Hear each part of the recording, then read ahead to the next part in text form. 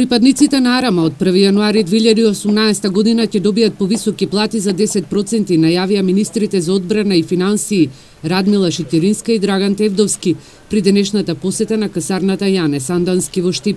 Денеска ми е задоволство да кажам дека после долги преговори кои што ги водевме и во рамки на владата и со министерот за финансии, успеавме да обезбедиме не само повеќе средства за одбраната во 2018, туку да обезбедиме и доволно средства за да сите припадници на армискиот состав, сите оние кои што се во служба на армијата, од јануари месец 2018 добијат покачување на плата во износ од 10%. Тоа се случува после долго време, после неоправдано долго време, и со право припадниците на армијата критикуваа дека во целиот овој период биле занемарени и заборавени. Шетеринска истакна дека како влада и министерство сакат да ја исправат таа неправда и да ги подобрат условите за работа во објектите на Арама, а со тоа и дека Македонија е определена за членство во НАТО, кој ќе донесе нови инвестиции, но и опрема за армијата. Министерот за финансии Тевдовски при денешната посета на Штипската касарна забележа дека се увериле во лошите услови за работа на припадниците на Арама. Гледаме дека не е многу години ништо инвестирано.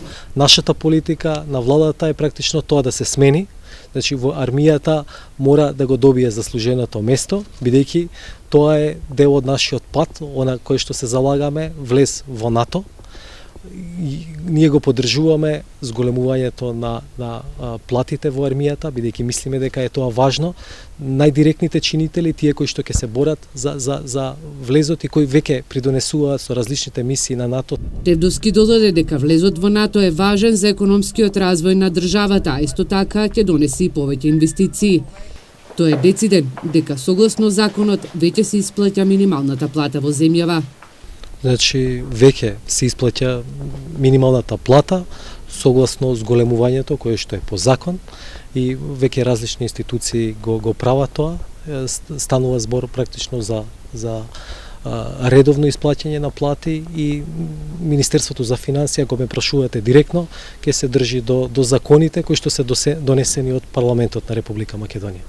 Само како информација, бидејќи и Министерството за одбрана е една од тие институции каде што имаше вработени кои имаа во минатото плата пониска од минималната со закон утврдена, и денеска исто како и во другите институции беше потврдено дека за тие вработени во Министерството за одбрана и во армијата новата исплатена плата е согласно законот за минимална плата.